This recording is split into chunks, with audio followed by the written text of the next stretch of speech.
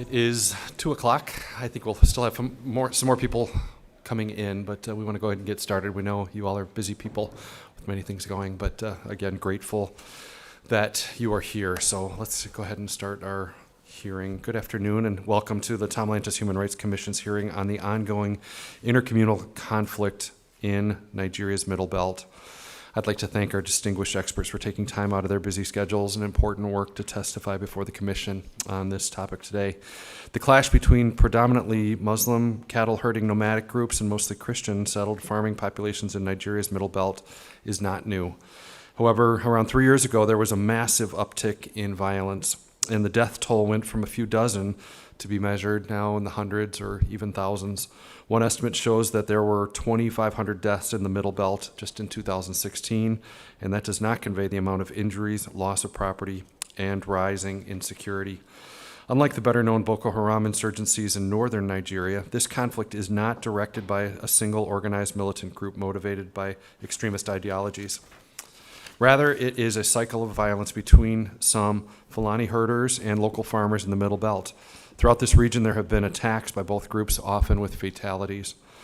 On the one hand, Christian farmers are attacked and killed with impunity, and their crops are severely damaged. On the other, cattle herders argue that their livelihoods are suffering from smaller grazing lands and an increase in violent cattle rustling. All involved in the conflict believe that they neither receive sufficient protection nor see these crimes punished. In the absence of credible protection from the national and local governments against such attacks, vigilantism, revenge killings are also on the rise. There are a few key reasons why this conflict, which is already a human rights tragedy of large proportion, has the potential to increase dramatically in scope. The first is that even though in recent years this conflict has claimed nearly as many lives as the Boko Haram insurgency, it is receiving far less attention from the government of Nigeria and the international community. This lack of attention, whether due to a deliberate decision to downplay the conflict or the result of an unwillingness to address the crisis, is particularly worrisome. The government of Nigeria, including the local governments of the Middle Belt states, needs to take action that will assure those in the Middle Belt that they are protected by the rule of law and let perpetrators know that they will face punishment. Nigeria is a country of 186 million people. It has Africa's largest economy and in many ways has reasons to be proud of the increasing resilience and of its democratic politics. But it is also an ethnically and religiously diverse country with links to ethnic groups in nearly every other country in West Africa. If this conflict is allowed to fester unchecked, the risk of embroiling the entire country is real. And with a population as large as Nigeria's, that would affect countless millions of people. The risk that, like Boko Haram, this violence could spread beyond Nigeria is also a possibility. Our panelists today will discuss the root causes of this conflict and suggest ways to prevent an escalation from what is an already tragic cycle of violence to a human rights catastrophe. This is a complicated conflict, and our experts will present viewpoints that are not always in agreement. However, I believe that in the end, many of their recommendations on how the problem can be addressed will be similar. I look forward to hearing their analysis and even more to hearing their recommendations for concrete action and workable solutions. With that, I recognize Co-Chairman McGovern. Well, good afternoon, everyone, and I'm happy to join my colleague, Co-Chair Randy Hulkran, in welcoming all of you to this Tom Lantos Human Rights Commission hearing on conflict in the Middle Belt of Nigeria. And I also want to add my sincere thanks to our witnesses for joining us here today. We appreciate your presence, we appreciate your knowledge, and we appreciate your commitment to ending armed conflicts around the world.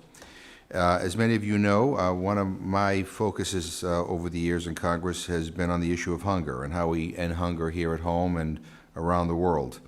I believe that access to adequate food is a fundamental right, and I believe that we in this country have a moral obligation to our own citizens and to families and children around the world to make sure that everyone has access to a good, nutritious meal each and every day, hopefully more than one meal. But when I talk about this issue, I usually couch it in terms that are a little bit different. I say that hunger, is something that doesn't just occur naturally. It is essentially a political condition. It happens when governance fails, when shared resources become impossible, when people who are in positions of power and authority don't come together and want to solve it. We know that food insecurity can give rise to violent conflict or make it worse, and that conflict in turn drives hunger by disrupting planting and harvesting, destroying livelihoods, distorting markets, displacing people, and limiting humanitarian access. In brief, the way we end hunger is by having the political will to deal with the human-made conditions that cause it. And I raise this because the country we are talking about today, Nigeria, is already suffering from one major famine centered in the Northeast. The most affected states, Borno and Yobe, am I pronouncing that correctly? Good. Yobe. I'm from Massachusetts. I don't pronounce anything correctly. So, are part of the Lake Chad Basin. And Lake Chad has physically shrunk by 98% since 1960 due to overuse of water resources by farmers and climate change, dramatically altering livelihoods and the basic economic activity in the region. The Boko Haram conflict has exacerbated these issues, leaving 5.2 million people in severe need of food aid. This situation is one of the 4 famines that have been in the news and attracted the attention of Congress in recent months. But today we're focusing not on the north, but on the entire middle belt of Nigeria, a huge cross-section of the country where conflict has been increasing between nomadic herdsmen, who are largely Muslim, and settled farming communities who are largely Christian. It's hard to get good statistics on how destructive these herder-farmer conflicts are, but the International Crisis Group, one of our witnesses today, has estimated that 2,500 people were killed in 2016 alone, more than the Boko Haram conflict in some years.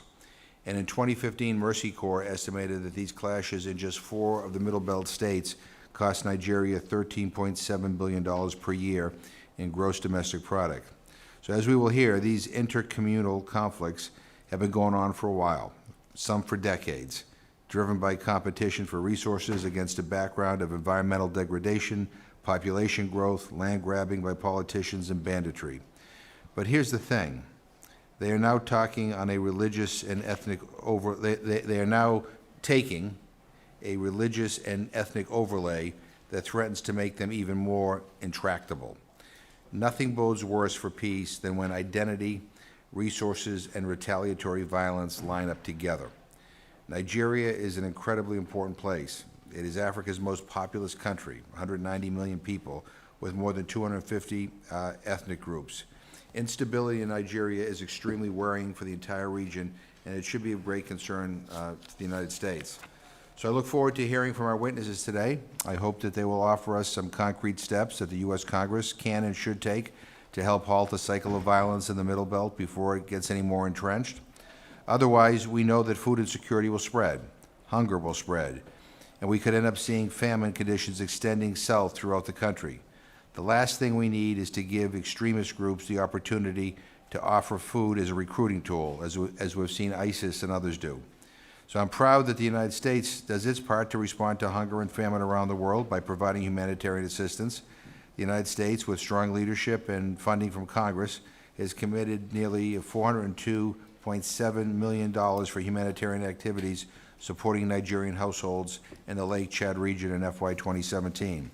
But as humanitarian crises continue to explode around the world, funding appeals by the UN almost always fall short. Frankly, there is never enough money to fully respond to these crises, and there is always a risk of donor fatigue. People can get tired of trying to help when there's a new crisis on the horizon every day. So we need to figure out how to prevent these crises in the first place, which means we have to recognize their complexity and find the political will to tackle the underlying inequalities and injustices. If human beings can create the conditions that generate so much misery and suffering, then surely we can figure out a way to transform them. So I thank you for being here, and I yield back my time. Thank you to Co-Chairman McGovern. And again, I want to thank our panelists for being here today. We have a very distinguished panel, and I'm greatly looking forward to hearing from you, your perspective and your suggestions and recommendations that we can bring to our colleagues as well. I'm going to introduce them and then have you each present, and then we'll move to questions if that's all right. So grateful Dr. E.J. Hogendorn is here. He is the Africa Deputy Program Director for the International Crisis Group. Also, Ms. Oge Onubugu is Senior Program Officer for Africa in the Middle East and Africa Center at the U.S. Institute of Peace. Welcome, glad you're here. Are we pronouncing that right? Because he's from the Midwest. His, Yeah, you his accent is worse than mine. Yeah. You have to teach us before we leave today to say your names perfectly. So that's our goal. And hopefully we'll learn a lot of other things too on how we can help Nigeria. So also Ms. Ulubukula Ademalua Adel Ahin, I'm sorry, is a conflict analyst at Search for Common Ground, the world's largest dedicated peace-building organization. Welcome, glad you're here. And then also Dr. Elijah Brown is Executive Vice President of the 21st Century Wilberforce Initiative, Christian human rights organization working to empower a global movement to advance religious freedom. And grateful that you're here as well. So thank you all. With that, I would ask if each of you would present your testimony, and then we'll move to questions. Well, thank you very much, Representative McGovern and Representative Holtgren, for inviting Crisis Group to testify. Crisis Group has been working on Nigeria since 2006, most recently focusing on the conflict with Boko Haram, but also looking at other challenges that Nigeria is facing. Our most recent publication, published in September, was Herders Against Farmers, Nigeria's Expanding Deadly Conflict, and copies are available at the table in the room. As you know, violent conflict between herders and farmers has been escalating in the recent past.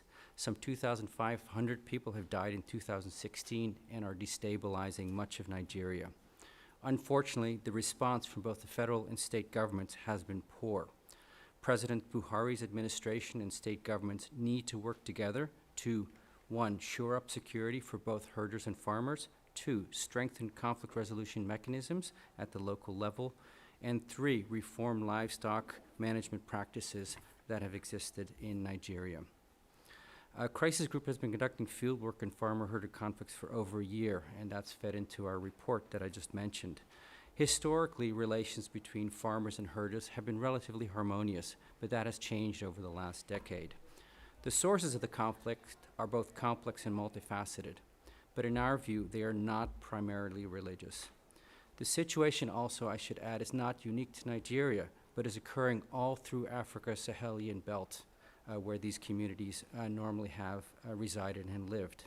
And I should add that this is also somewhat similar to the range wars that the United States' West experienced during the late 1800s.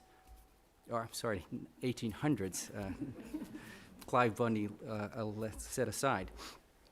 For my testimony, I'd like to focus on 4 drivers of farmer-herder conflicts. First, drought, desertification, and loss of grazing land. The North, as you know, is semi-arid, and since the 1950s, 350,000 square kilometers, an area approximately the size of Montana, has turned to desert in Nigeria. Also, population pressures are putting enormous pressure on herders. In the 1950s, Nigeria's population was 30 million. Today, it's closer to 190. Furthermore, urban encroachment, the increase of farmland, irrigation farming, and conversely, the loss of wetlands have all reduced the amount of land that's available for pasturage and has driven lots of farmers further south into the central and southern belts of Nigeria. Another serious issue that you mentioned in your opening remarks is rural banditry and the Boko Haram insurgency. Crime has increased significantly in rural northern Nigeria. For example, in 2013, some 64,000 cattle were stolen by cattle rustlers from herders. This has led to the increased prevalence of vigilante groups that are there to protect farmers, but also, conversely, they increase insecurity for herders when they come into conflict. These conflicts are made more deadly by the proliferation of small arms and light weapons throughout West Africa. And last but not least, the Boko Haram insurgency has destabilized nearly a third of northern Nigeria. It has, again, reduced the amount of pasturage available to herders in the north and has led to significant losses for these people. It is estimated in Borno State alone, more than 1 million cattle were lost by herders during the insurgency. Another important factor is the erosion of traditional conflict resolution mechanisms. Unfortunately, the authority of traditional leaders has waned, while modern police and justice mechanisms have not been able to fill that gap. So instead, what we're seeing is lots of communities taking the law into their own hand and oftentimes also reverting to revenge attacks when injustices occur. Last but not least, what we are seeing is many unscrupulous leaders playing the communal card. Unfortunately, ethnicity and religion are important sources of identity and political mobilization in Nigeria. As you've mentioned, herders are mostly Fulani, primarily Muslim, and they are scattered throughout West Africa, but they have a long history in northern Nigeria. The South's majority Christian communities resent the herders' influx into their areas, and that has led to conflict both in the central and southern belts of Nigeria. Unfortunately, these conflicts are also leading to many unfounded conspiracy theories that this is part of an attempt to Islamize Nigeria. That is abetted by a perception that President Buhari is biased towards Fulani because of his background as a pastoralist. As you've mentioned, unfortunately, the Nigerian response has been insufficient. President Goodluck Jonathan actually allocated $317 million in an effort to try to reestablish some of the grazing territory that had been lost. Unfortunately, that money was stolen and none of the officials were held accountable. President Buhari has proposed a number of policies to try to address the root causes of these problems, but that has been stymied by politics both at the federal and state level. The federal police and the civilian defense corps are overstretched and lack the equipment to adequately secure rural areas. State governments instead have adopted different policies to try to address some of these conflicts. Some have very usefully established peace committees to try to address these local conflicts. Others, however, have tried to regulate grazing, which is unpopular with pastoralists. Some have even gone to the extent of expelling herders from their territory. And most worrisome, some have started supporting vigilante groups in an effort to protect farming communities. This, of course, could make the situation much, much worse. We believe there are 5 steps that the Nigerian government could do to help lessen the conflict. 1, improve security both for farmers and herders. They should act against cattle rustlers, and particularly these systemic groups that are engaged in large-scale theft. They should help track cattle so that it makes it more difficult for these cattle to be stolen from pastoralists. They should deploy more and better equipped police into rural areas, particularly in Kaduna and Benue states, which is where the situation is currently the worst. And they should invest in community liaisons so that they can get better intelligence and early warning on conflicts so as to prevent their escalation. Secondly, as I've mentioned, I think the Nigerian government should do much more to support community-based conflict resolution. This could help manage conflicts between communities and help them discuss threats to their livelihoods, and help to explore ways for them to coexist as they have in the past. 3, the government should help establish grazing reserves and also encourage ranching. We should recognize that there needs to be a phased transition from open ranching or open grazing to ranching. At the same time, we should also recognize that this would have significant impact on the livelihood of herders and that they need to be helped in terms of finding other ways of sustaining themselves and their family. 4th, more effort should be expended on trying to combat desertification and environmental degradation of pasture land, particularly in the north, but other parts of Nigeria as well. And 5th, but not least, there should be strengthened regional cooperation to manage human and cattle movements, as well as combating small arms and light weapons proliferation. With that, I thank you for your attention to this important topic, and I look forward to answering your questions at the appropriate time. Thank you. Thank you. Next, Ms. Onabugo.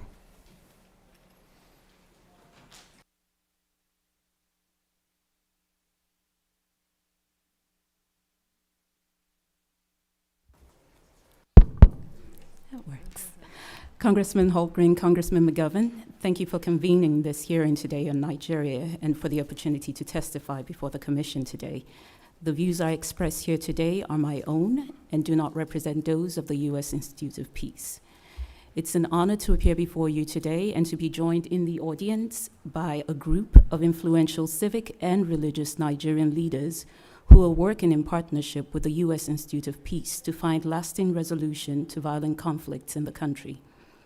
They have come together to form a senior working group, and one of the group's current efforts is to assist the Nigerian government in addressing root causes of the Boko Haram insurgency and other unrest in the country, including deadly clashes between herders and farmers. I want to thank you for organizing this hearing on this important and underreported conflict that now threatens to undermine the gains from U.S.-Nigeria partnerships and investments over the years in reducing violent conflict in Africa's most populous country. Tensions between nomadic cattle herders and more settled farming communities have a long history in Nigeria's north and along the country's middle belt. In recent years, what were once low-level clashes, mostly confined to these areas, have spiraled into deadly crisis that is inflaming religious as well as ethnic hostilities locally and nationally. The frequency and intensity of these clashes have increased. Although the Boko Haram insurgency is still a threat, more casualties last year were tied to pastoral conflicts than to the extremist group. This conflict over land and natural resources has drawn little notice internationally and urgently needs more attention from Nigeria's federal government.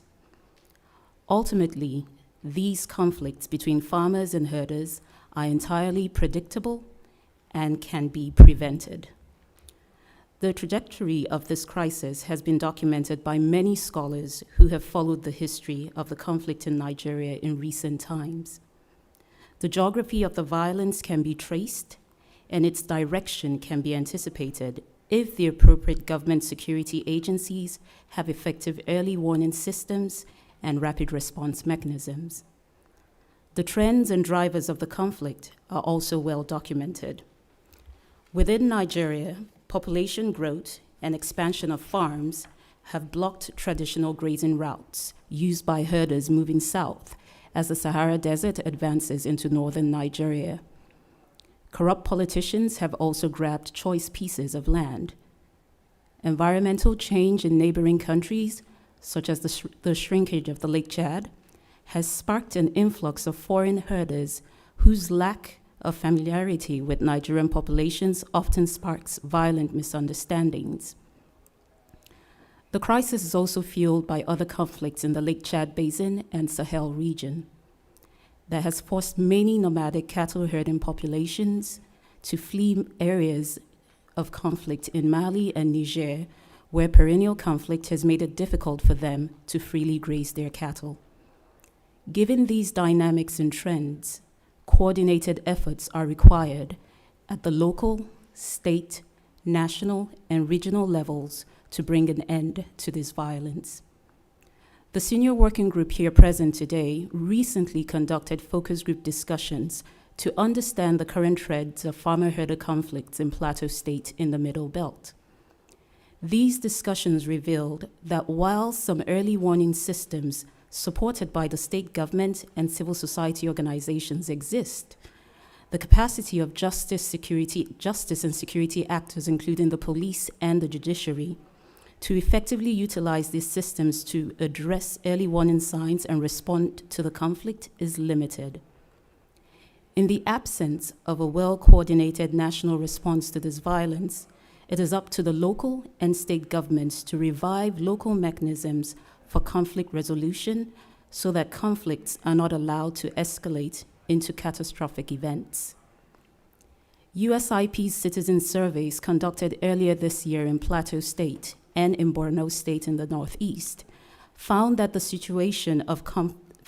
situations of conflict, citizens would prefer to first seek help and advice from their traditional and community leaders.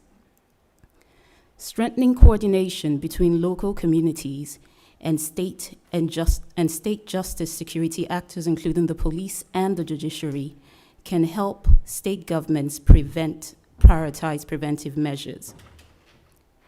This coordination can be used to establish new or strengthen existing local peace building and reconciliation mechanisms, especially within rural communities in areas most affected by the conflict. These efforts should also be complemented by support to the state judiciary and the police actors to strengthen their capacity to prevent, respond, and prosecute violent conflict. Pastoral conflicts in Nigeria today are perhaps the most extensive territorially, as they affect states in all 6 geopolitical zones of the country. This crisis has also provided a cover for other forms of criminal activities, such as cattle rustling, rural banditry, and kidnapping. Viable solutions to farmer-herder conflicts in the Middle Belt would require looking beyond the region to understand how this conflict manifests itself in other parts of Nigeria. According to reports from local researchers in Nigeria, Zamfara State, in the northwestern part of the country, has recorded an equal, if not higher, number of casualties from pastoral conflicts.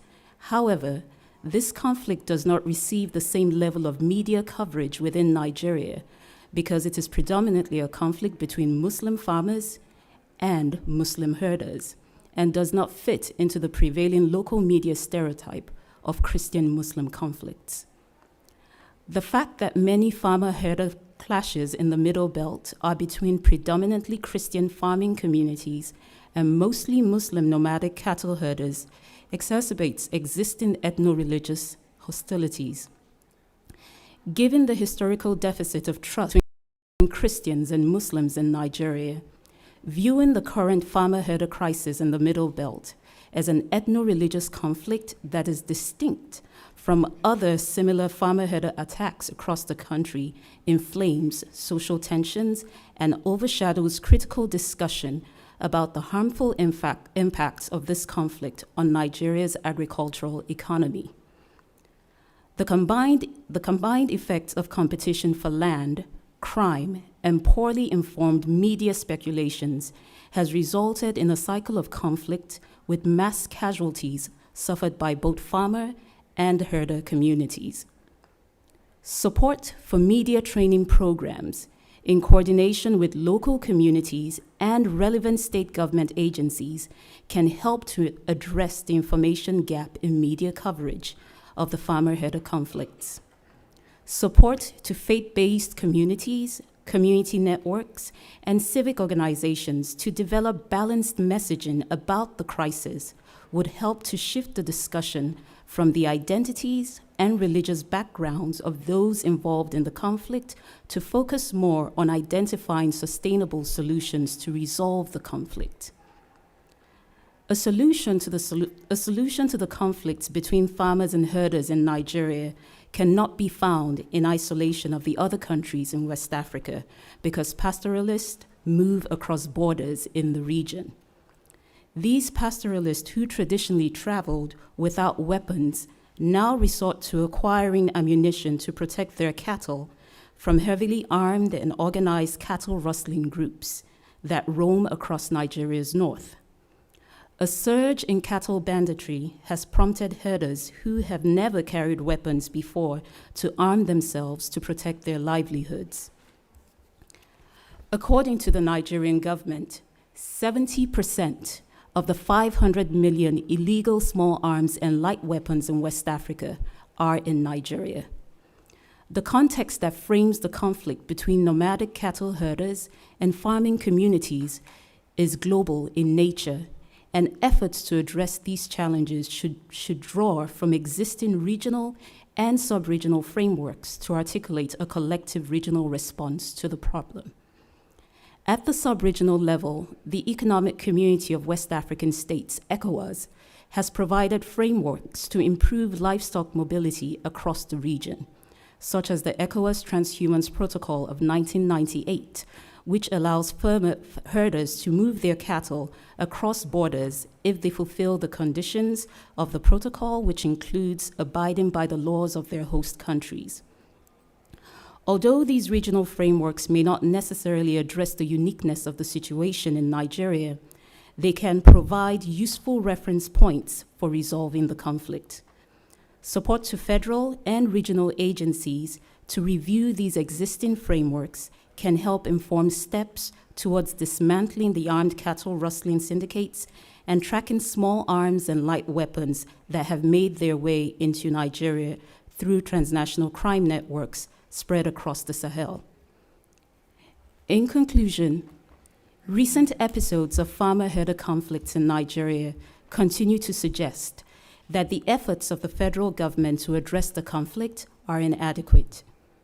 The growing assertiveness of some state governors to solve these intercommunal farmer-herder clashes offers some cause for optimism and possible avenues for engagement.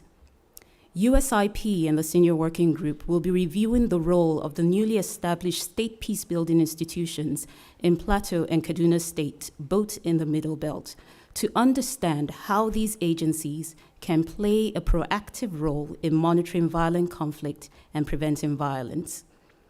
These initiatives by state governments may contain low-level conflicts in some areas. However, without a coordinated state-federal level effort, one that improves security, tackles corruption, and addresses the competition over natural resources, the violence already destabilizing parts of Africa's most populous country and second largest economy will only widen and intensify. Thank you again for the opportunity to testify today, and I look forward to your questions. Thank you, Ms. Onubogo. Next, we recognize Ms. Adamole Adalahin. If you could give your testimony, please. Thank you. Yeah, thank you very much. Co-Chairman Green and McGovern, members of the Lantos Commission, and distinguished guests. It's an honor to be here today, all the way from Abuja, to join this critical conversation about the protracted violent conflicts involving farmers and herders in Nigeria. I am a conflict analyst. I work with Search for Common Ground, one of the largest conflict transformation and peace-building organization in Nigeria and around the world. I have analyzed and worked with communities ravaged by farmer-herder conflict in Nigeria for over a decade. My testimony alludes my experience and some of what Search is doing in the field, but my views are mine. And I would like to ask that my written testimony enter into record. That will be included. Thank you. Thank you. I'll just give a brief personal experience, and I would like to also use this testimony to highlight 4 latest dynamics of the conflict. I will cite 3 examples of current efforts and opportunities, and I'll also give 4 suggestions on how United States and our government can support Nigeria to address the root causes and the drivers of this conflict, as well as mitigate and develop economic growth that is good for Nigeria and our partners. My first experience seeing the impact of farmer-herder conflict was in 2005, when I met a group of women in Jos Plateau State who had just experienced the brunt of farmer-herder conflict. I listened to their harrowing tales and of loss of family members, of injury, sexual violence, betrayal, displacement, and especially hopelessness and helplessness. But nevertheless, they sought healing from their traumatic experience, and they also were optimistic about their contribution to bring about peace to their communities. And that impacted me greatly. Permit me to make 5 brief observations about some of the drivers of violent conflicts. Some of the speakers already said some, so I will skip those ones. Number 1, there are social drivers. And this is the intrusion of ethno-religious identities and interests in this farmer-herder conflict. And this basically is neither an ethnic conflict, neither is it a religious conflict, but a result of competition for resources, for arable land, for water point, and also which has led to a lot of violent reactions. Specifically, issues of crop damages, attack on animals, which were in the early 1970s seen as accidental by both farmers and herders, but because of the alteration in their relationship, are being seen as deliberate and provocative that needs violent response. There are economic drivers, which is the increased demand for cattle and also increase in the price of cattle. In the last 2 decades, at least 40% increase in the size of herds in Nigeria and about 400% increase in the price of a cow in Nigeria. And this has led to increased interest in cattle industry, larger herds owned by wealthy individuals that are neither Fulanis, but who have hired people to really help them herd these animals, and also increase in criminal activities, as already mentioned. And the third factor is technological, and access to fertilizers and other innovations have created incentives for farmers and herders not to even worry themselves about cultivating harmonious relationship that they used to have. And again, extensive deforestation and degradation has also continued to move herders from the core north, even as far as Central African Republic, to further Nigeria in the Niger Delta region, where we're recording violence. And again, the last one is the government's over-reliance on security response. And what this has done is that it has breached the trust between communities and these groups. And these military responses, most times, they are either late or they are perceived as ineffective in addressing and apprehending offenders and prosecuting them. And in some cases, even the military has been alleged or been culpable, or even targeting civilians and other issues. Now, I would like to underscore 3 current efforts and opportunities to mitigate this violence. First, civil society groups, including SEARCH, are implementing community-based peace and security initiatives for more proactive response to farmer-herder conflicts in Nigeria. And through this platform that brings together traditional institutions, religious institutions, women's groups, youth groups, government institutions, a lot of efforts and successes have been recorded. For example, it has facilitated a situation where farmers and herders have agreed on actions to de-escalate violence, and one of it is allowing at least 30 feet between the farm and the road to allow large herds to move without encroaching on farmlands, which has already de-escalated a lot of conflict in that particular community in Nasarawa State. And again, some media and community groups are also working to build trust and cultural understanding between the pastoralists and the farmers. A typical farmer does not fully understand the cultural heritage and identity of the Fulanis, neither do the Fulani fully understand those ones of the Birams, Anaguta, and Afizere in places like Plateau State. And what is fundamental is that not all Fulanis are herders, neither are all cattle owners Fulanis, but there is this demonization of the identity of Fulanis. And beyond the discussions, there are other events for cultural understanding, cultural festivals, and also different things to further humanize the different identity that have been demonized and demonized to continue to perpetuate the circle of the violence. Number 3 is investment in agriculture and cattle value chain development, which is a shared economic interest for peace and stability. The current rain-fed seasonal farming is not sufficient to sustain the agricultural practices of farmers. Neither is the movement of cattle from one point to the other in search of pastures and water points also sustainable, because research has shown that it reduces the quality and quantity of both the meat and the meal, and is not viable for economic purposes. And again, there are few investments in agriculture and livestock value chain, but they are largely inadequate to meet the need and opportunity and that is existing in this kind of investment. And so by investing in agricultural development and improvement is also a way of encouraging and growing, creating jobs, and so on and so forth. Finally, I would like to offer some recommendations to the US Congress about how the United States can improve its relationship with Nigeria to address farmer-herder conflict. Number 1, the US should support politically and financially a holistic and proactive strategies to address the root causes and drivers of violent farmer conflict in Nigeria. Because the current government approach is largely reactive and unable to prevent outbreak of violence or escalation and even re-escalation of existing violent conflicts. And secondly, the US should technically support communities and also financially community-led people-to-people approaches as sustainable method for conflict transformation in the Middle Belt region of Nigeria. And this is the need for communities that are largely experience this to better imbibe the way to react non-violently. In the Middle Belt, there is some capacity being built, but further south in Nigeria and the Niger Delta, where more incidences are occurring, there is the need to invest in those areas.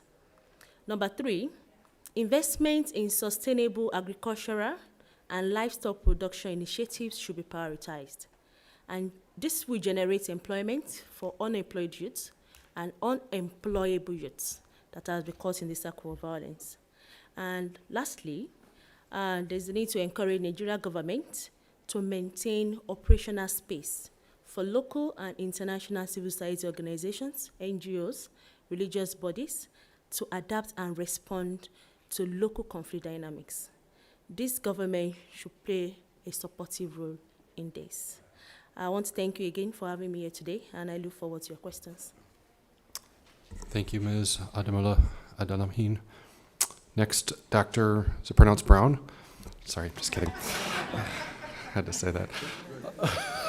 I got one right. Thank you. Thank you for being here as well. So next, recognize Dr. Brown.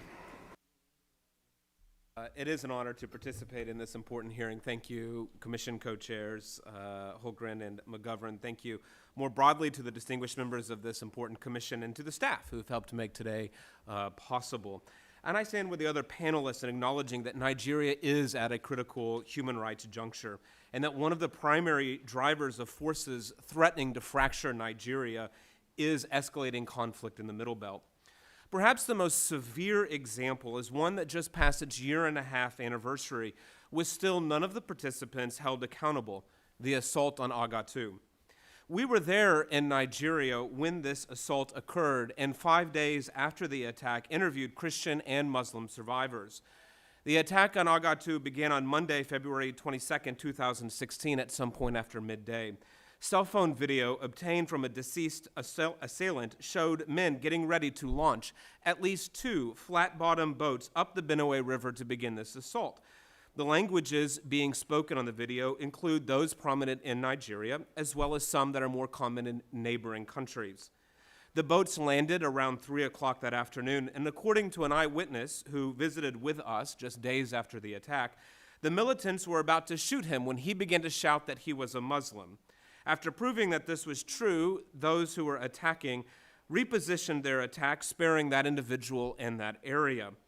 That evening, multiple eyewitnesses confirmed that a helicopter landed, resupplied the attackers so that the attack could continue on into a second day.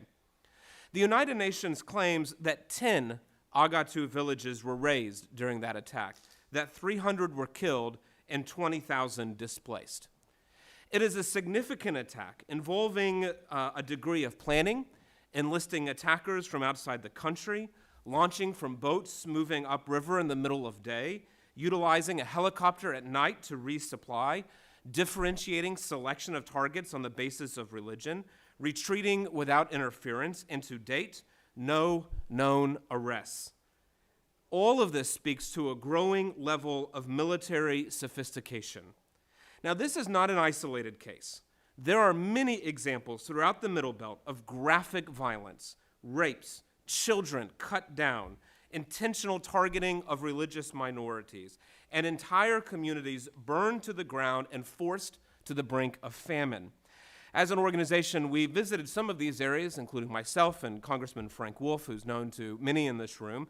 We visited these communities. We gathered in the shells of burned-out churches. We stood in the remains of destroyed homes and listened to the stories of individuals who described repetitive attacks and a very uncertain path for rebuilding. We visited with elders from very small rural grassroots communities. For example, one elder from Show stood and with tears coming down his face began to beg for help, saying, "We are under siege and we are surviving by eating grass." The name of the village in that local language means peace. Peace is literally under siege in the Middle Belt.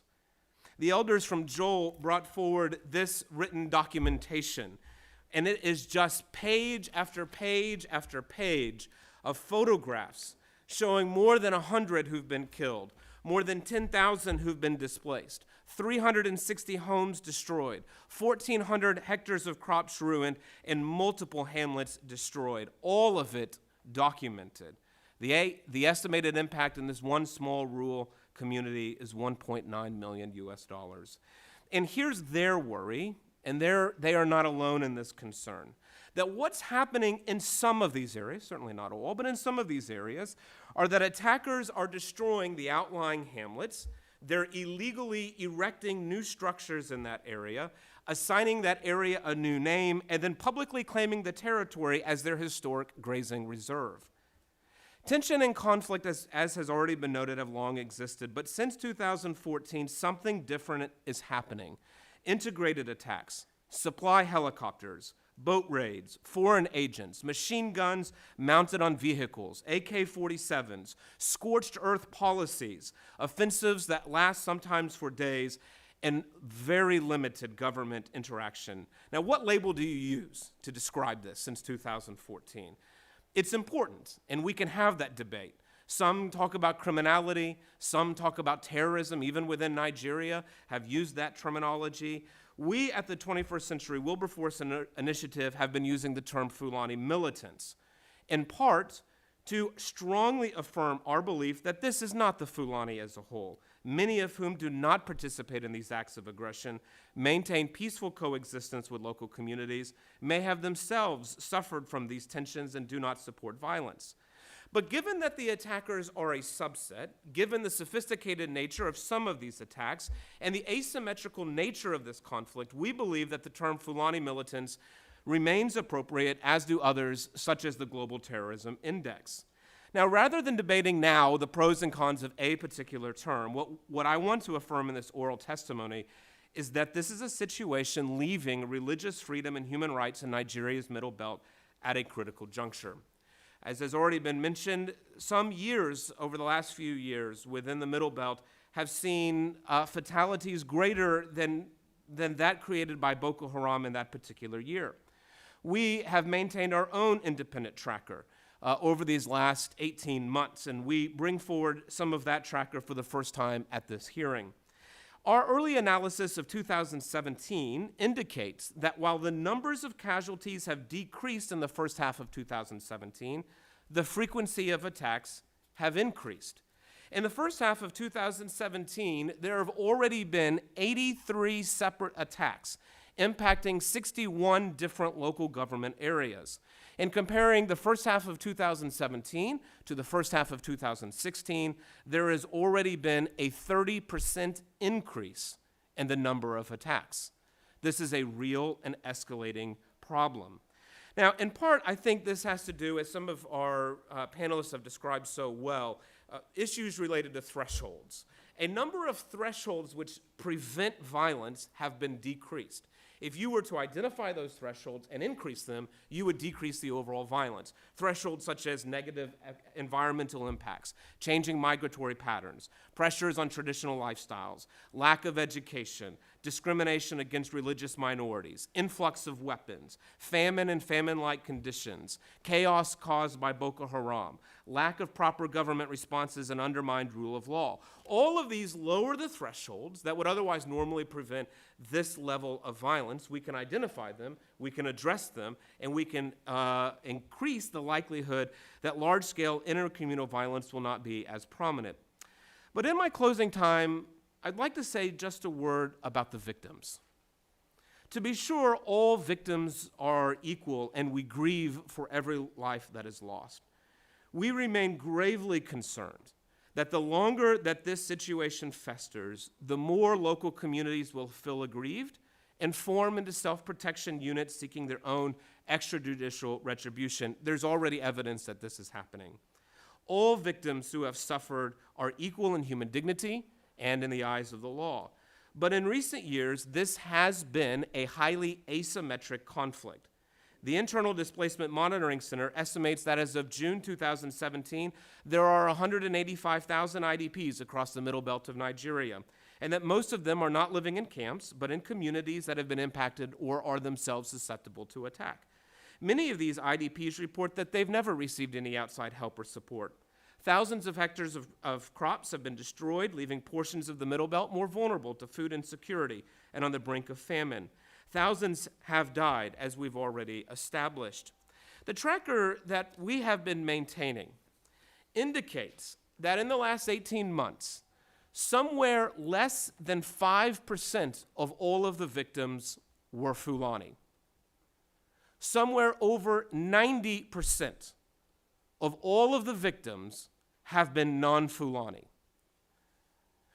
From January 2016 to July 2017, we believe there have been at least 179 different attacks. And available evidence appears to indicate that the vast majority of these attacks were initiated by Fulani militants and concentrated primarily, not solely, on villages that are predominantly comprised of Christians. This is not to suggest that religion is the primary motivation. Our own working thesis, which continues to remain open to change as new evidence continues to emerge, is that Fulani militants seem to be primarily driven by an economic interest of securing additional and permanent grazing territory. But they are almost exclusively attacking local government areas that have high percentages of Christians, a minority religion. It is therefore an economic driver being played out along religious and ethnic lines in an environment of general insecurity and impunity, thus the real potential for further escalation. Now, Christian LGAs therefore seem to be among those victims who have been most attacked and disproportionately suffered from this conflict. Again, not because of predominantly religious rationales, but seemingly out of a political calculation that there will be not negative repercussions for concentrating attacks on these communities. And the evidence on the ground thus far proves that calculation correct.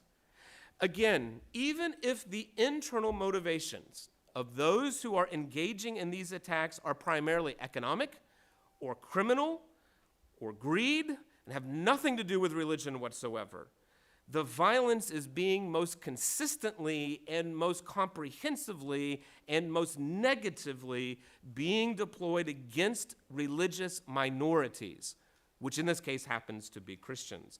So to restate it again, it is entirely possible from our own research that over 90% of the victims of the violence in the Middle Belt, as the Middle Belt is traditionally construed, come from non-Fulani communities, mostly Christian predominant communities. Now, if that is true, if it is true that these communities in the Middle Belt that have been most impacted and that are most vulnerable to these particular attacks, this can give policymakers areas for potential initial engagement. I agree that these have regional overtones, but to stop the violence is a first step. And as a first step, if we know these are the communities that are most likely to be targeted, to ensure that they receive the police and federal protection that they need is a positive first step. Let me conclude with offering just a few steps that I think the Commission, beyond even just Congress, that this Commission itself could take to help address these issues. Continue, number one, to urge the rapid appointment of an Assistant Secretary of State for Africa. And during the confirmation hearings, work with your colleagues to ensure that there are questions about religious freedom and human rights within Africa more broadly and Nigeria specifically. Number two, strengthen and expand the portfolio of Ambassador Dan Mozina. Ambassador Mozina is currently appointed as Senior Coordinator in Boko Haram. This position could be expanded to include not only Boko Haram, but all of the issues of violence related in Nigeria, and his particular platform could be expanded.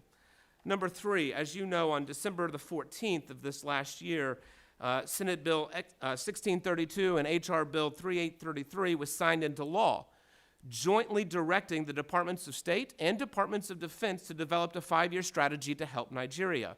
This could be expanded to not only include Boko Haram, but violence in the Middle Belt and the region more broadly. Unfortunately, there's not a lot of information out yet about how these two departments have conceived this plan and are working to implement this plan. Perhaps a letter from this commission inquiring about the status of that plan and whether it could be expanded to include regional issues might be warranted. There is also, we understand, number 4, an arms sale pending to Nigeria as we speak. We understand that that arms sale is to include human rights training. What is not clear is what that human rights training involves. What is not clear is how it will be implemented, how it will be monitored, how it will be evaluated, how it will be worked to ensure that our colleagues in Nigeria are also following up on this human rights training. Perhaps a letter, given the interest of this particular commission in human rights, to those who are conducting the cell inquiring about what exactly does that human rights training entail, or even a hearing asking them, so that in our future arms sales to Nigeria or beyond, we understand that when it includes human rights training, it's more than just a slogan. We've examined the actual contents. Finally, every 6 months there is a scheduled bilateral commission meeting between the U.S. and Nigerian officials. That is 4 working groups: human rights, agricultural development, economic development, and security. All of those working groups have relevance in the Middle Belt. Perhaps efforts could be made from this commission to send a letter to the relevant authorities encouraging them that in an upcoming scheduled bilateral commission, the issue of the Middle Belt could be raised and discussed. Thank you very much for your time. Thank you, Dr. Brown. Again, thank you all for being here. I also want to thank those in the audience who joined us, who are active and engaged in this, of making sure we do everything we can to bring recognition and peace and justice to this very important land.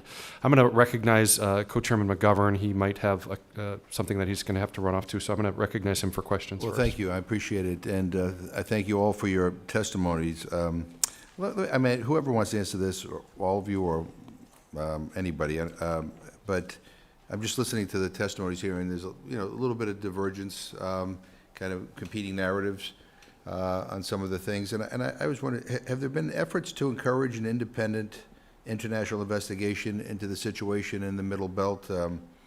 And do you think that such an initiative would be constructive in light of the limitations on available data and the competing narratives and interpretations of events on the ground?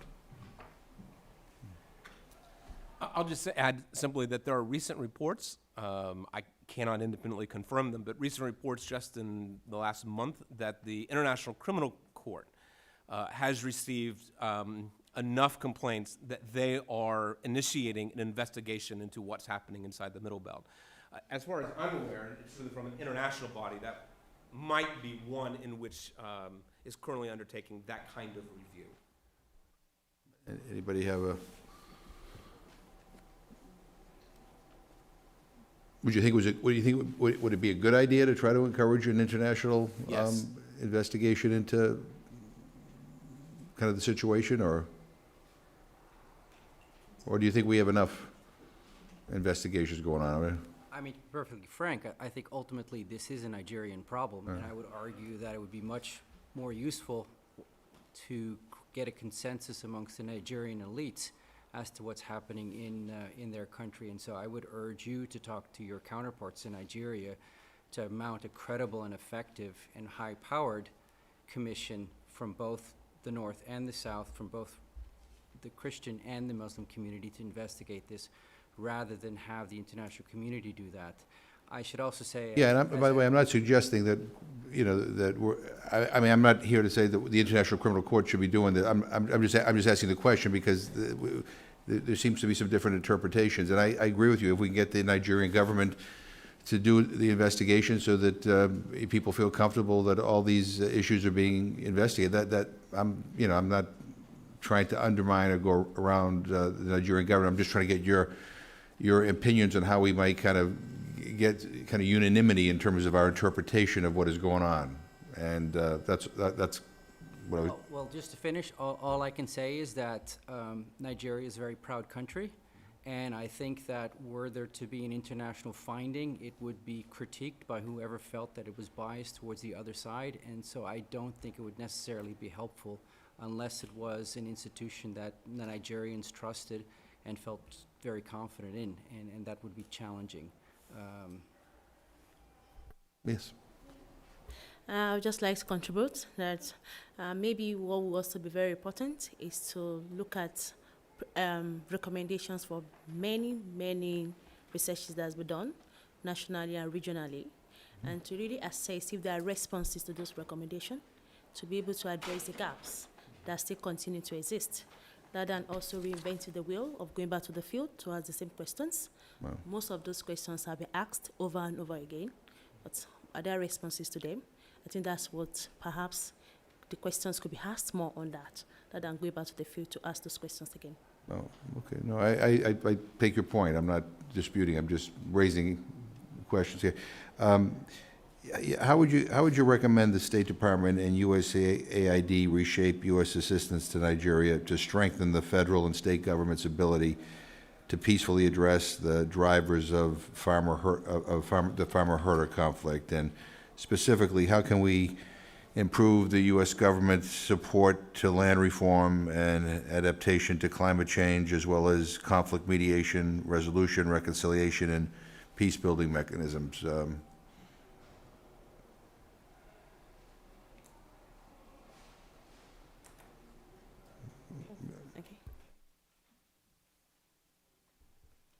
Thank you for your question.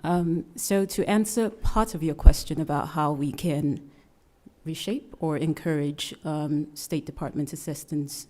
Whatever word makes the most sense. How we could be more constructive. To be more constructive. Right.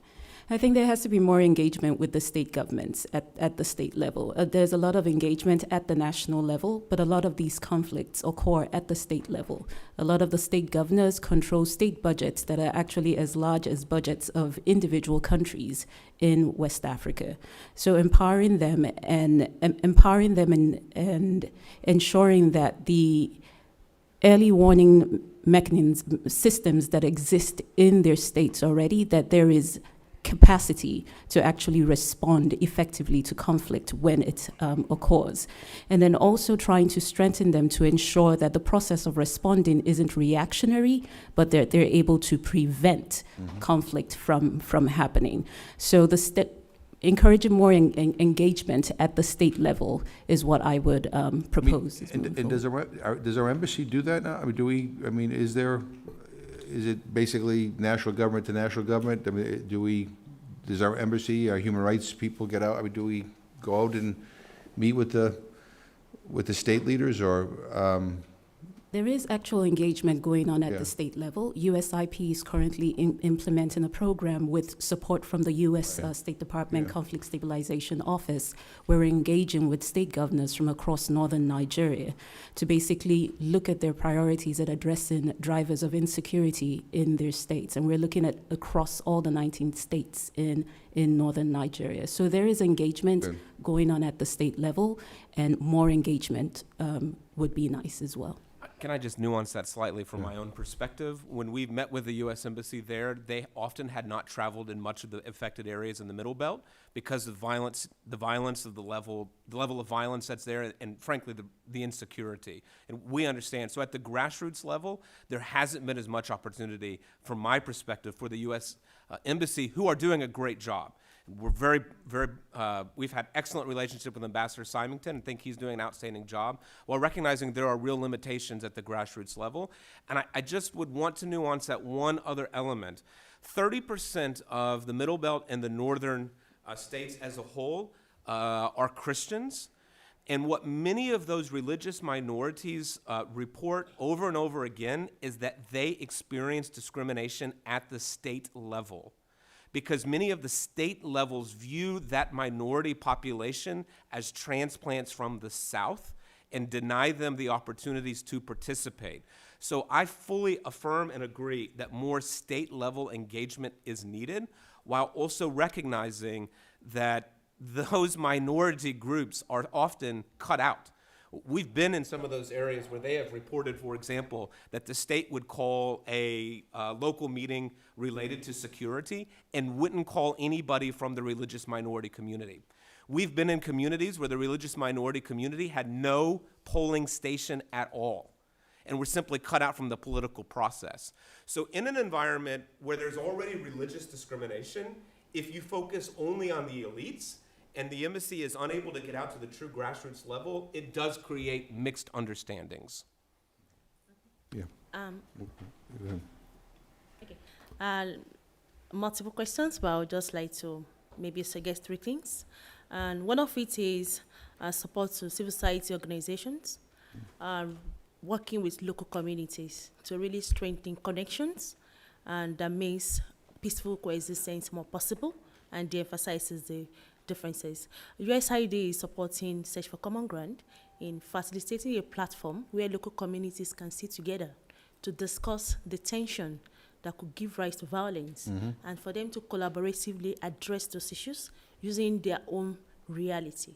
It's not just for elders, neither just for farmers, but elders, farmers, and the local government authorities, religious leaders, and other critical stakeholders, where they jointly own the process, because the most successful peace-building interventions are those ones that are locally owned and externally supported.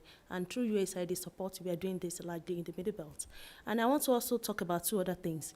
Currently, in 2016, Nigeria government attempted to legislate on issues of ranching or creating grazing routes, which became very political, and at the end of the day, because of the provisions of the Land Use Act of Nigeria, it was dropped. And it now went to state assemblies. But what we'll be seeing at the state assembly is that there is still no national framework to ensure that there is balance in giving this legislation. For example, in Benue State, where legislation has been given banning open grazing, the pastoralist community believe is targeting them directly, and even local communities are interpreting this law negatively. So that's a risk that support should be to Nigeria government to see how there is at least this blanket framework that can ensure that there is balance in legislation at the state level, so it doesn't create more harm, but rather promote peace. And I think the 3rd point I also want to mention is investment in the agriculture and livestock development. Nigeria is a huge population and huge market, but because farmers and pastoralists look at farming and livestock development as subsistence, they are clinging a lot to those things that want to protect the little they have.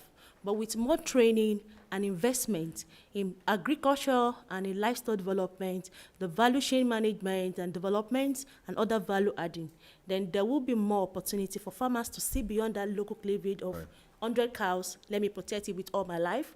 My small plot of land, let me protect it with all my life, to really seeing it as business expanding, and then also seeing the symbiotic relationship. I think investment in developing the agric will go a long way in addressing some of the root causes, and we also provide especially employment opportunity for young people.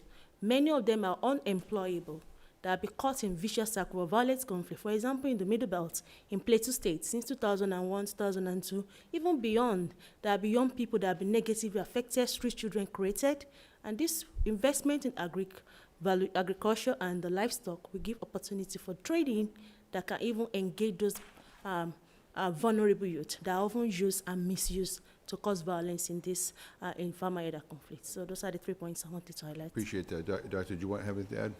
Well, just very quickly, I'd like to second what Oge is saying. I think that the right governors can make a huge difference in their state, and they should be supported. And one should remember that Nigeria is a middle-income country, and it has a lot of capacity. So there is actually a lot of lot of capability to make significant differences, and certain governors have changed the situation in their states dramatically over their terms.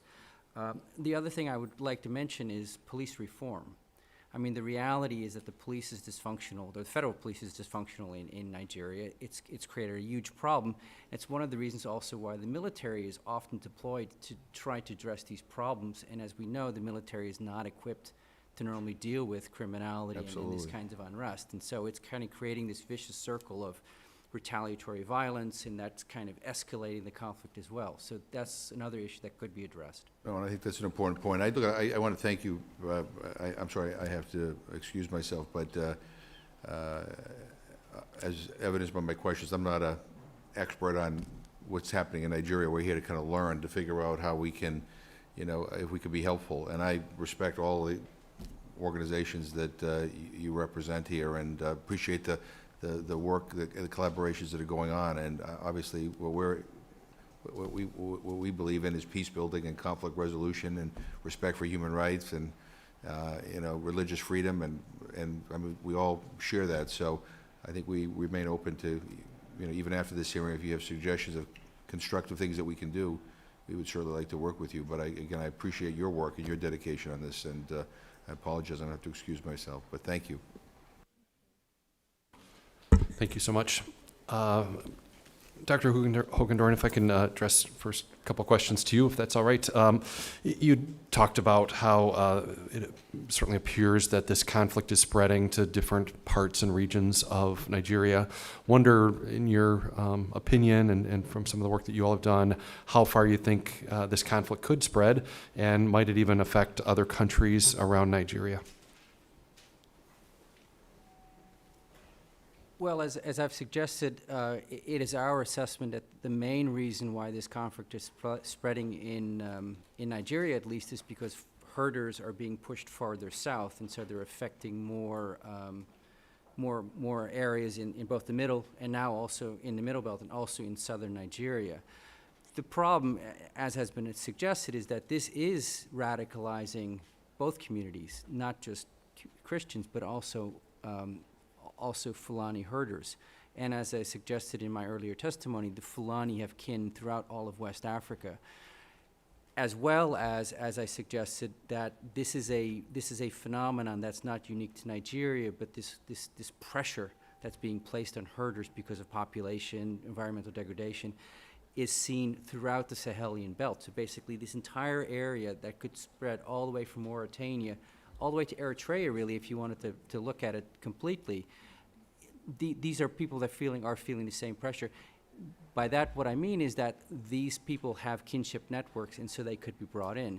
We do know that the Fulani, as a people, of 20 million people, are concerned. They are concerned about their livelihoods, and they are starting to try to organize to try to have some kind of a regional response. Clearly, it would be useful if people engage with them at this point in time, rather than allow them to be militarized and also be instrumentalized by groups that are trying to promote a radical ideology and an anti-Western ideology. Thanks. You obviously you talk about it spreading and potential for greater spread, but also talk about how this is fundamentally a Nigerian problem. It is something that the Nigerian government needs to be dealing with. I wondered if you could talk a little bit about your belief in their capabilities right now to be able to handle these challenges and handle this crisis and maybe some other crises that might come as well. And if they are capable of doing that, why haven't we seen more action yet? The short is there's a lack of political will. The reality is that, at least in my view, and my colleagues could disagree, but I think political elites in Nigeria are living quite well with the status quo. And the status quo includes a lot of misgovernance, systemic corruption, and all kinds of other attendant problems that are actually creating lots of frustrations, which are driving radicalization, not just with Boko Haram, but also in the Middle Belt, also in the South with the Igbo secessionist uprisings that you may have read about in the Southeast. But at the same time, why I'm so optimistic about Nigeria is that there's also enormous human capacity to actually implement policies. I think the best example I could perhaps give you is if you remember the Ebola crisis in West Africa. So when the Ebola crisis broke out, everyone was very concerned that if it would spread to Nigeria, that it could become a huge international crisis. There were a couple of cases that occurred in Abuja and in Lagos, and amazingly, the Nigerian government stepped up. They implemented a very, rigorous public health campaign and essentially ended that. The point being is that the Nigerian government can do this. It's just the problem is getting political elites to spend the political capital and the resources to actually address these problems, in my view. Thanks. Ms.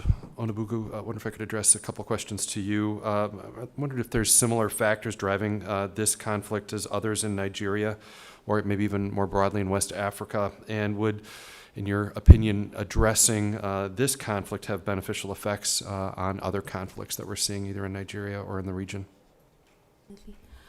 Thank you very much. And I also just want to add one more point as Great. well to what Please. EJ mentioned as well about resolving the conflict, that we've seen competing narratives about the drivers of the farmer-herder conflicts in Nigeria that has made dialogue impossible and made it impossible to bring the right people to the table to actually think about crafting a well-coordinated and a holistic national approach to address these issues.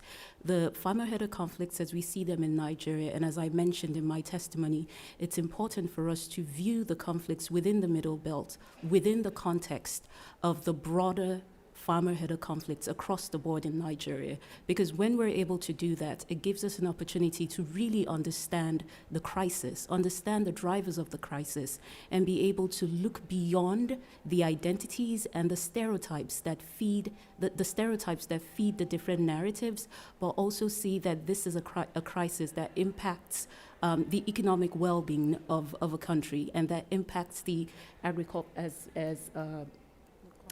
has mentioned here, the agricultural landscape as well in the country. As we've all mentioned here, the importance of Nigeria cannot be underestimated. Importance of Nigeria in West Africa and importance of Nigeria across the entire continent. So definitely being able to resolve these conflicts will have positive effects across the board, across the region. The farmer-herder conflicts, as EJ has mentioned, is not unique to Nigeria. Many of the pastoralists that are actually moving into Nigeria too as well are fleeing other farmer-herder conflicts or other prevailing conflicts in their individual states in the region. So there will be positive impacts for a resolution towards this crisis. But it's trying to get to a point where the right actors can come to the table for proper dialogue. At this point, there's a lot of talking at each other and not talking in a way to think about a holistic solution to the problem. Who's driving that? The language and things that are dividing it. Is it the media? Is it the entities themselves? And also, I guess, kind of tag along on that of, I know you wrote earlier in the year of some growing resolve of state governors wanting to address some of these conflicts, and that there was some optimism there.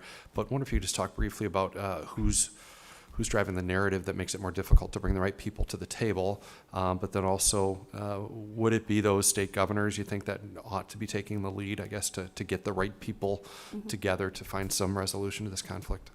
Yeah, I think for us, in many ways, from our own perspective, we see that there are a lot of narratives out there in Nigeria today about the conflict that are doing more to drive a wedge in the discussion than bring the people together. And unfortunately, these are local stereotypes that are being perpetuated out there, where when you do not have members of the media that have the proper skills to actually investigate properly before they report on a story, it continues to perpetuate this perception that it's purely an ethno-religious conflict. As I mentioned in my testimony, in Zamfara State in the Northwest, there are actually reports that there have been larger numbers of casualties there than what we see in the Middle Belt. And these are similar pastoral conflicts.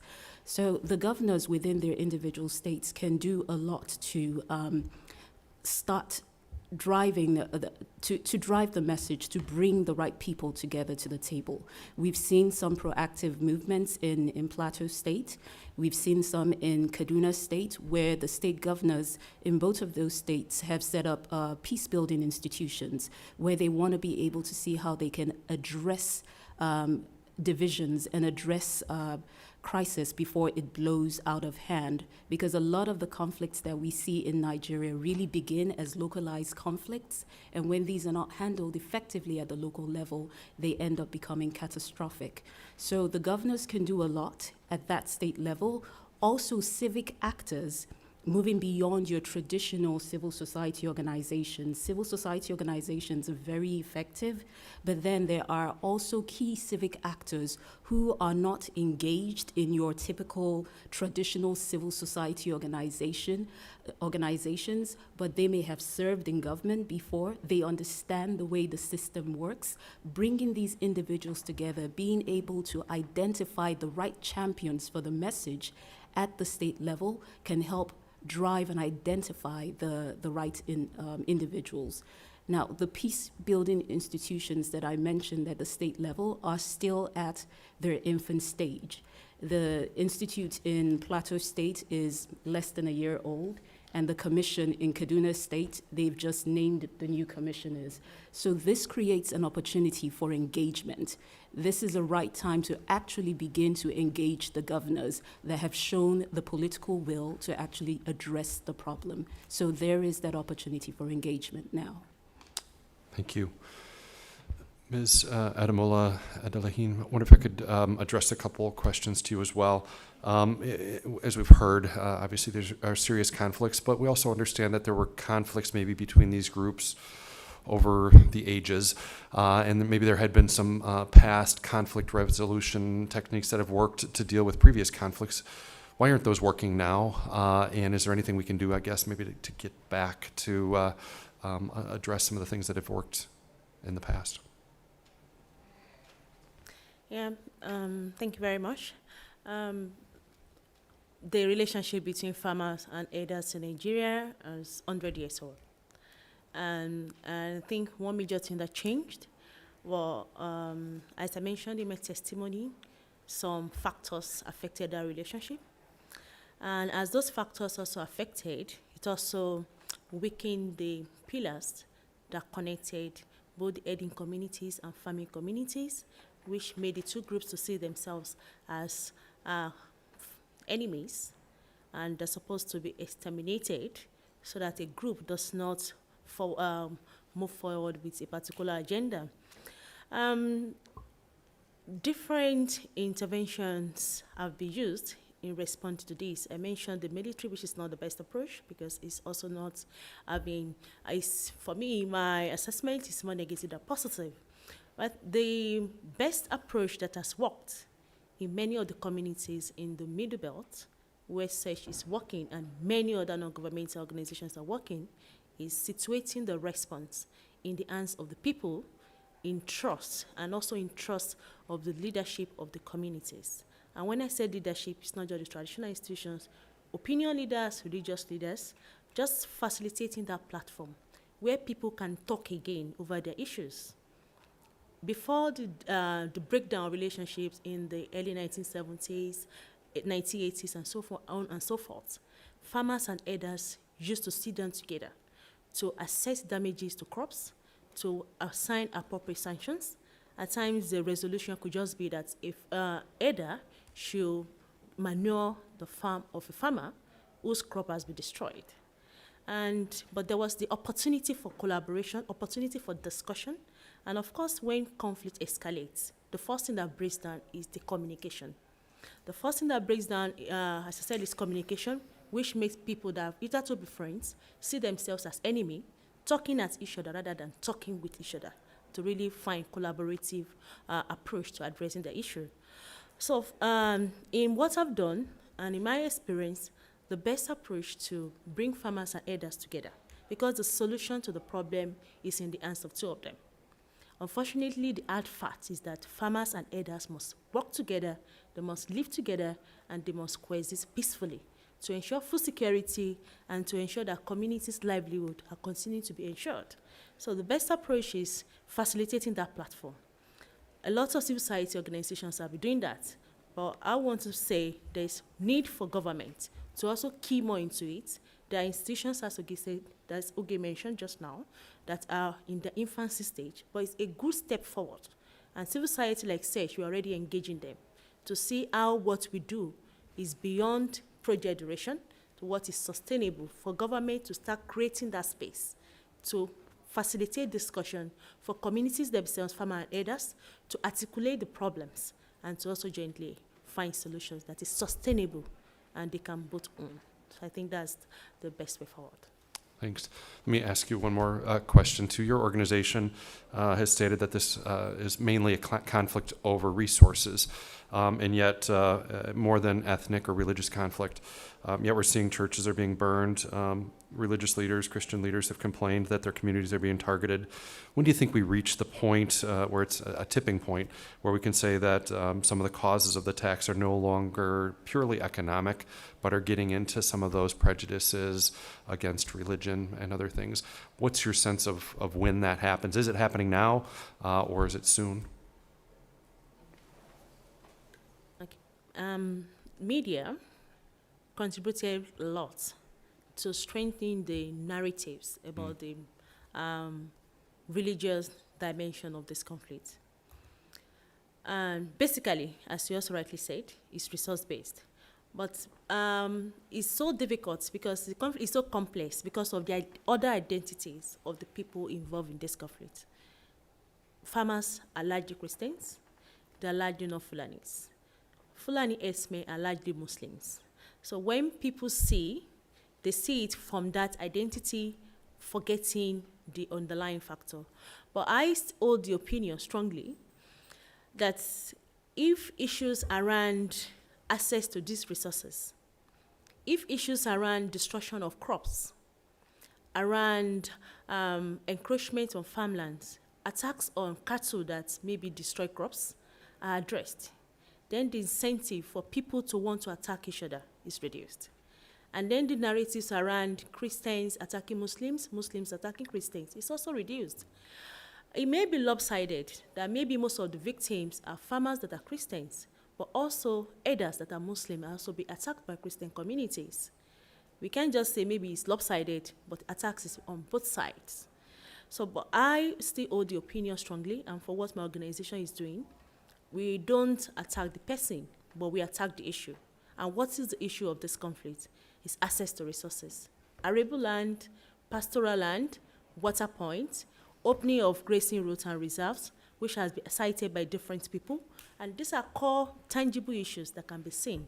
And once those issues are really effectively addressed in a detached manner, not looking at the emotions or giving law or legislation that favors your own ethnic group on the other ethnic group, then addressing those concrete issues, we begin to de-emphasize the incentive for people to want to commit attacks, which can now be translated to be either religious or ethnic conflict.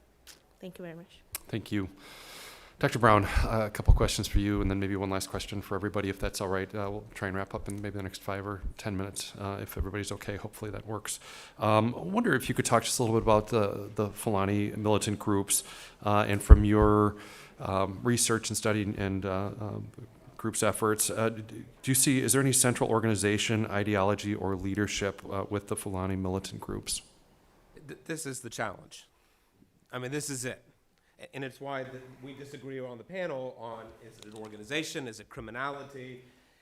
You have folks like the Sultan of Sokoto inside Nigeria who are now sometimes referring to this conflict as foreign terrorists who are coming in and engaging in these activities. So this is a really central question, which is why I said at this stage, if we know, I agree that attacks are happening on both sides, but it's not just a simple 51 and 49. It's so asymmetric. Even I would encourage one of the areas that this commission could explore is the Department of State is maintaining their own numbers related to those who have been killed and where they have been killed. And I would encourage this commission to explore with the Department of State, those who have the proper security protocols to engage in those activities. Even the Council on Foreign Relations has indicated in the last 24 months or so, if you look at Nigeria as a whole, the greatest number of casualties remain in the northeast and Borno. Second is Benue State. So I'm sensitive that cattle rustling happens all over Nigeria. My other sensitivity is this is where the bulk of the victims happen to be. And so that's the challenge. The other two challenges I would say is many of the groups assume that there was a relative religious neutrality across the Middle Belt in the north, and now all of a sudden there's these competing narratives that are doing damage. The problem is what if that assumption's wrong? What if there was already discrimination against religious minorities, and that discrimination is part of the reason why radical ideology has grown in the North? If we can't assume that at the grassroots level that religious freedom existed already. And our research indicates that across the Middle Belt in the North, before there was violence, there was significant discrimination against the religious minorities. And that now that violence has escalated, that there remains significant discrimination against those religious minorities. Here's an example. We often talk about the need to establish ranches. I'm not opposed to that. What is not as frequently mentioned is how do we compensate those from whom, often in this case going to be Christian communities, are compensated?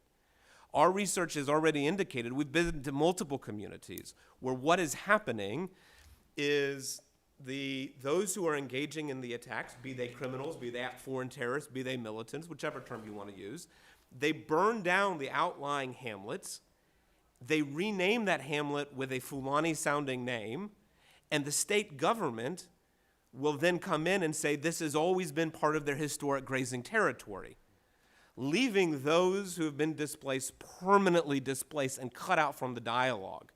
So we have to make sure that as we engage in these processes that we recognize religious discrimination was already occurring.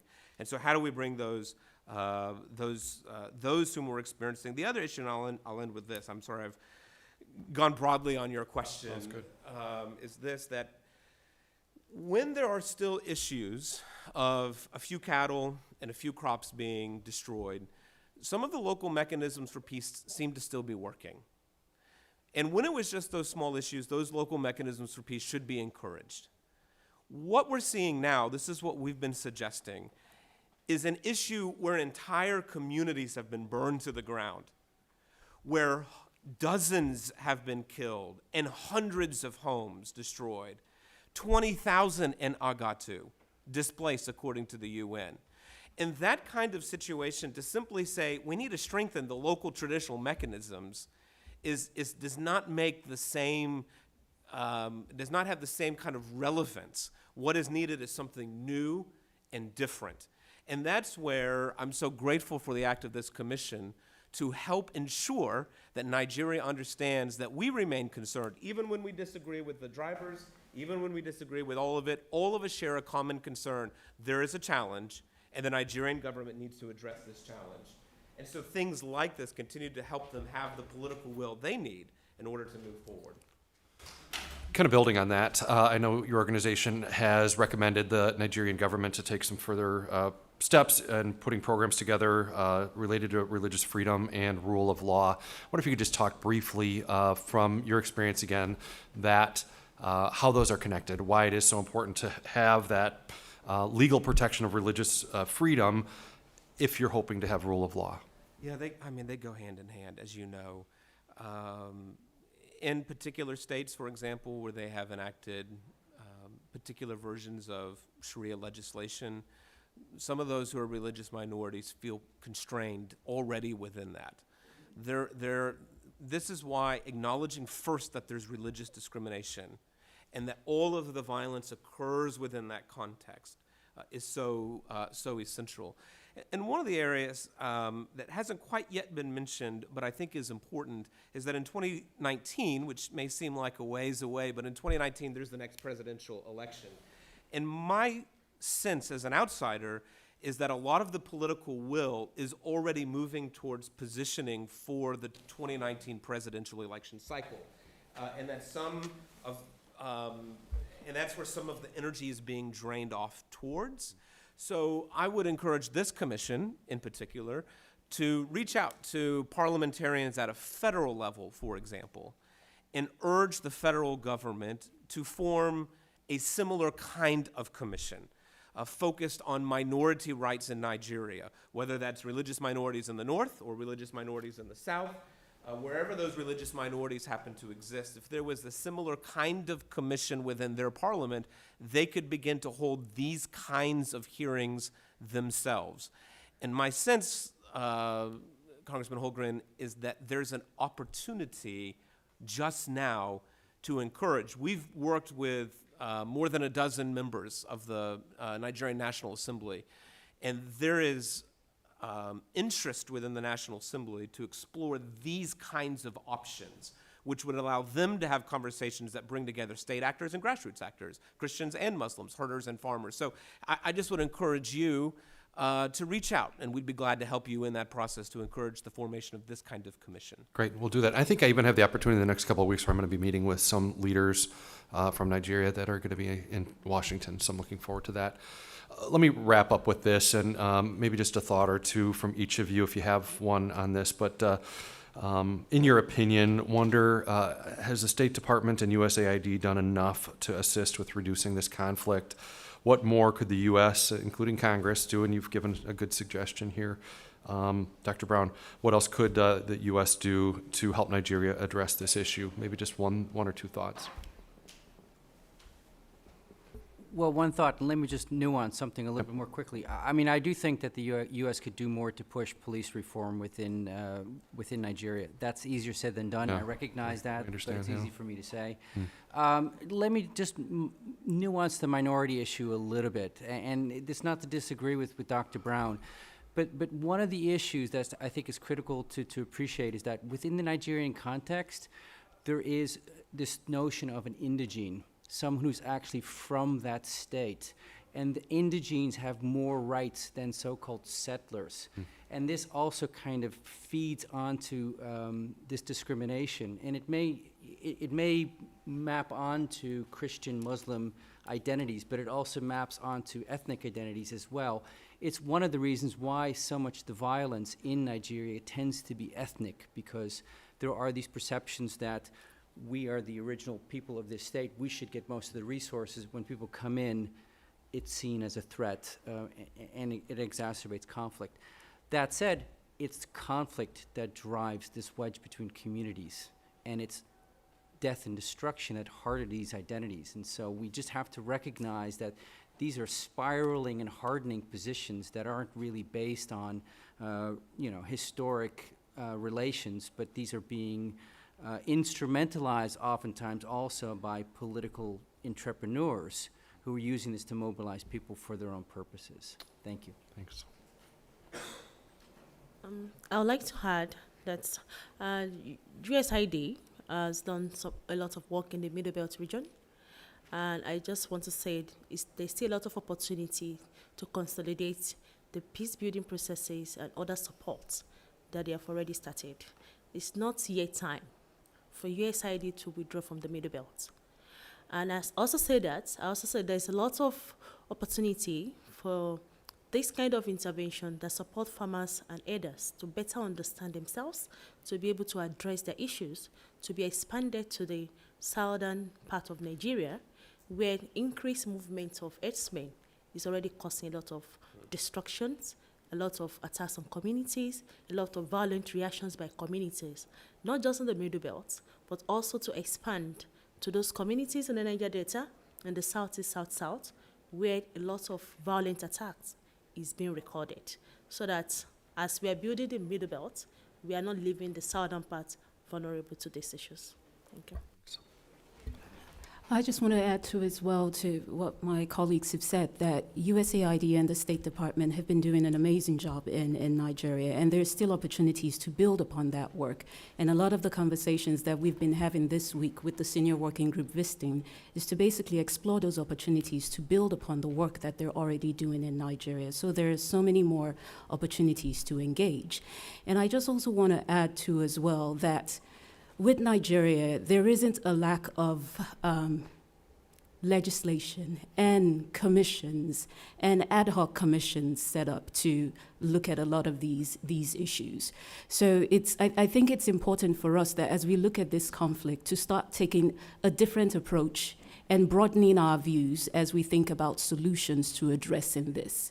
Thinking that, there are several, once a conflict breaks out at the state level, the national sets up an ad hoc committee of individuals who are not from that community and they sit on that committee and they release a report. And at the end of the day, the report will have to be implemented by the state and the local actors in the state. So I think it's time for us to think outside the box, start thinking outside of the traditional toolboxes that we've always used to address conflict and the crisis in Nigeria, but think about how we can engage with actors that we've not traditionally engaged with, actors at the state level, civic actors, as I mentioned, who are not part of your traditional civil society groups, but who have served in the military, for instance, in Nigeria, and are no longer in the military, who are part of the faith-based community, who are at the universities. A lot of the universities and members from academia in Nigeria do a lot of research on these issues. We have to tap into those local experiences. We have to tap into the local knowledge that is available in Nigeria for us to be able to think outside the box to really find a sustainable solution to this crisis. Thank you. Just that very, very quickly, rule of law.